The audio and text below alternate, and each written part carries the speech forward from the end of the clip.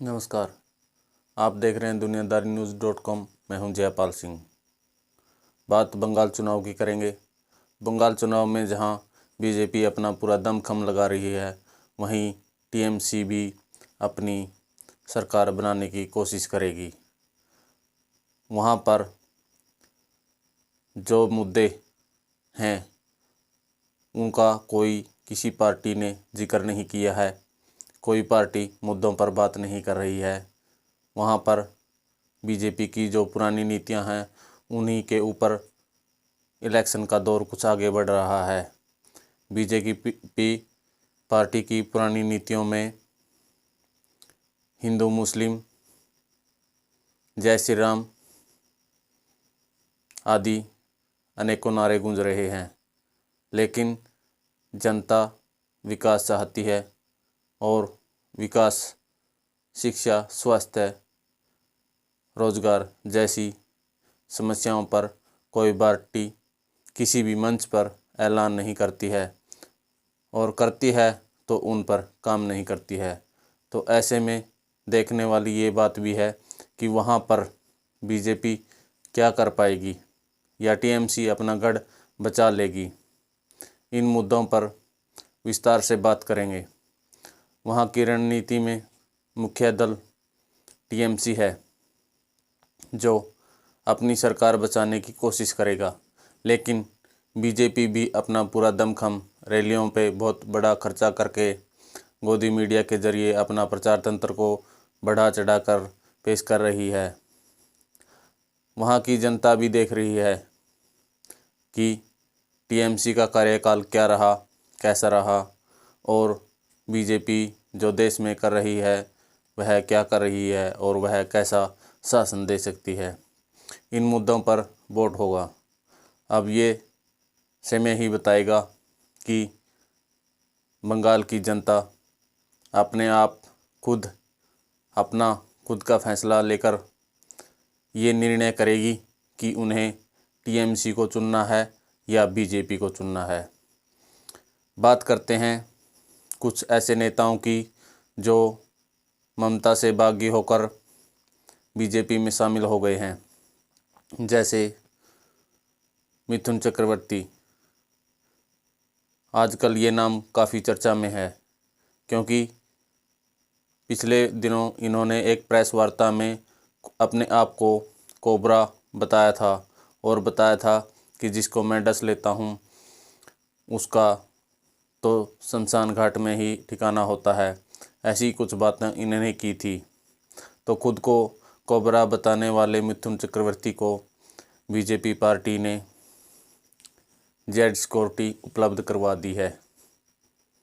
अब ऐसे नेताओं को जेड सिक्योरिटी की जरूरत पड़ गई है जो खुद को कोबरा कहते हैं।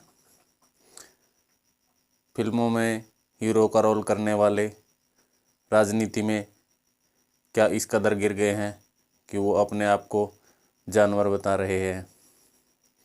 ये तो जनता देखेगी कि उनका क्या करना है।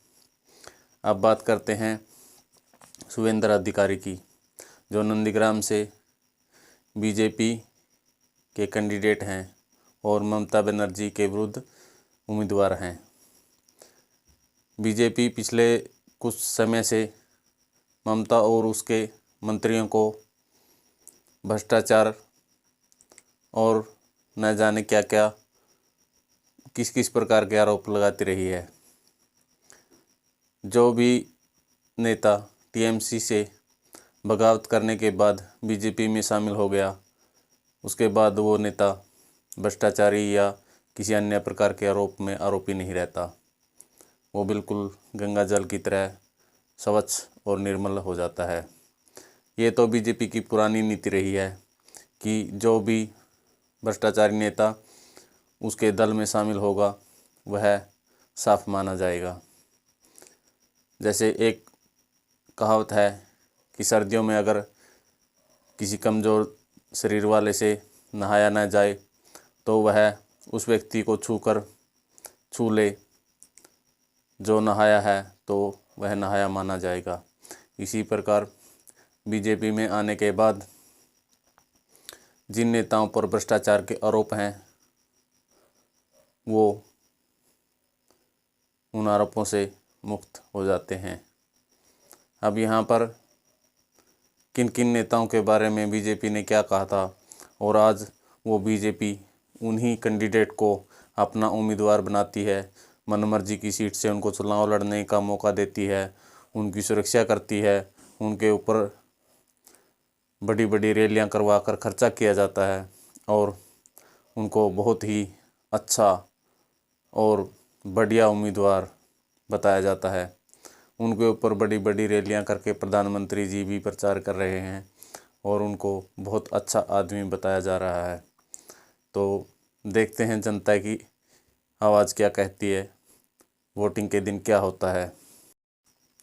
ममता बनर्जी को चोट लगने के बाद 2 दिन उनको हॉस्पिटल में रखा गया। अब डॉक्टरों का कहना है कि उनकी तबीयत ठीक है और उनको अस्पताल से छुट्टी दे दी गई है।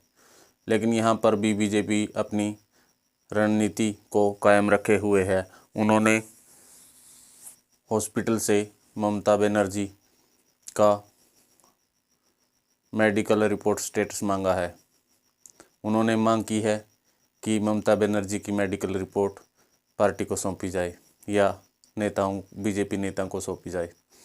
अब बात करते हैं कि क्या राजनीति उस दौर में आ चुकी है जब कोई पार्टी किसी नेता को अगर छोटी मोटी चोट लग जाए तो उसकी रिपोर्ट लेगी और जनता के सामने उसका भी विश्लेषण करेगी कि चोट कितनी लगी है, कहाँ लगी है, क्यों लगी है। यहाँ पे एक साफ बात ये थी कि ममता ने उस मुद्दे को वहीं पर ख़त्म कर दिया। उन्होंने किसी के खिलाफ़ कोई शिकायत नहीं की और हॉस्पिटल में एक बयान देकर उस बात को साबित कर दिया कि हम किसी के खिलाफ़ कोई कानूनी कार्रवाई नहीं चाहते हैं, यह एक महज हादसा ही था। चुनाव आयोग ने भी इस पर अपना बयान रिलीज़ किया है। उन्होंने कहा है कि ममता ने इसको एक हादसा बताकर बात को वहीं समाप्त कर दिया है। तो अब देखने वाली समस्याएं और सुनने वाली समस्याओं पर कोई पार्टी बात नहीं कर रही है। ममता बनर्जी 2 दिन के इलाज के उपरांत व्हीलचेयर के ऊपर बैठकर अपनी प्रचार रैलियों में जा रही हैं। उन्होंने फैसला किया है कि वो जनता के पास जाएंगी और अपने उम्मीदवारों के लिए प्रचार करेंगी और अपनी पार्टी को जिताने का पूरी कोशिश करेंगी ताकि बंगाल की जनता की सेवा की जा सके। गोदी मीडिया द्वारा किए जा रहे प्रचार के साथ ही बीजेपी की पोल खुलनी भी शुरू हो गई है। मोदी जी की रैली में जो भीड़ थी वो बहुत ही कम थी। उसके साथ गोदी मीडिया ने रिपोर्ट की कि यहाँ पर सोशल डिस्टेंसिंग का पालन किया गया है, जबकि भीड़ वहाँ पर आई ही नहीं या आई तो चली गई। लेकिन मोदी जी की किरकिरी ना हो इसलिए मीडिया पूरे ज़ोर शोर से लगा हुआ है कि वहाँ पर मोदी जी ने खुद सोशल डिस्टेंसिंग बनाए रखने के लिए हुक्म किया था। क्या पिछली रैलियों के दौरान कोरोना काल नहीं था? क्या बिहार के दौरान बिहार चुनाव में कोरोना काल नहीं था? इतनी बड़ी बड़ी रैलियां की गई, वहां पर हज़ारों की संख्याओं में लोग इकट्ठे हुए, वहां पर तो सोशल डिस्टेंसिंग का पालन नहीं हुआ। फिर बंगाल में एक दिन ये स्पेशल रैली ही रखी गई थी जिसमें सोशल डिस्टेंसिंग का पालन किया जाएगा। गोदी मीडिया इस पर खूब लिपापोती कर रहा है, लेकिन सच्चाई क्या है ये तो सबको पता है। और सच में मोदी जी की भीड़ देखने वाली थी। जो सोशल डिस्टेंसिंग के नाम पर कोई इक्का दुक्का व्यक्ति इधर उधर टहल रहा था और कुछ सैकड़ों ही की संख्या में वहाँ पर लोग पहुँचे हुए थे। अब ये मीडिया बता रहा है कि वहाँ पर कोरोना का नियमों का पालन किया गया था। अब बात करते हैं किसानों की। बंगाल चुनाव में किसान भी अपना जोर दिखा रहे हैं। संयुक्त मोर्चा के किसान नेता बंगाल में पहुंच चुके हैं। उनमें मुख्य रूप से उन दलों के नेता हैं जो संयुक्त मोर्चा का अंग हैं। उनमें योगेंद्र यादव गुरनाम सिंह चढ़ूनी, राकेश टिकैत, उग्राहा आदि यूनियनों के नेता वहां पर पहुंच चुके हैं। अब वो नेता वहां पर प्रचार कर रहे हैं कि किसान भाइयों को बचाना है तो बीजेपी को हराना होगा। किसान नेताओं का कहना है कि आप सिर्फ जिताऊ कैंडिडेट को ही वोट दें और बीजेपी को हराने का काम करें। वो किसी पार्टी के पक्ष में प्रचार करने के लिए नहीं गए, बल्कि बीजेपी के विरोध में अपना प्रचार कर रहे हैं। किसान नेताओं का कहना है कि बंगाल के किसान जो अपनी फसल एमएसपी से नीचे बेचते हैं, क्या उनका अधिकार नहीं है कि उनको एमएसपी मिले। उन तीनों कानूनों के बारे में भी वहाँ पर जनसभाएं की जा रही हैं, जगह जगह पर प्रेस वार्ता की जा रही है। रैलियों के जरिए, रोड शो के जरिए किसान नेता कोशिश कर रहे हैं कि वहाँ की जनता और किसान ये समझ सके कि मोदी जी ने जो ये घोषणाएं की हैं ये किसानों के बिल्कुल विपरीत हैं और इससे किसान के साथ साथ भारत की जनता का भी बहुत बड़ा नुकसान होने वाला है। किसान कोशिश कर रहे हैं कि वह अपनी बात को समझाने में सफल रहें।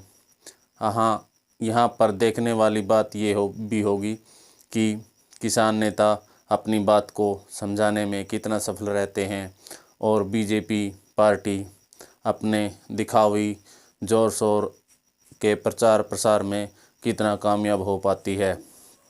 आप कमेंट कीजिए और हमें बताइए, क्या किसान अपनी बात रख पाने में सफल रहेंगे या टीएमसी जीत पाएगी या बीजेपी जीत पाएगी? कमेंट के ज़रिए बताइए।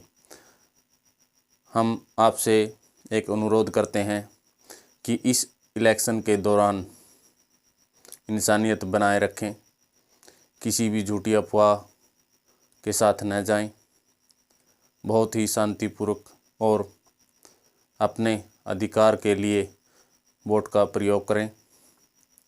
अगर आपको ये वीडियो पसंद आया हो तो वीडियो को लाइक कीजिए, शेयर कीजिए और हमारे चैनल को सब्सक्राइब कीजिए। जय हिंद।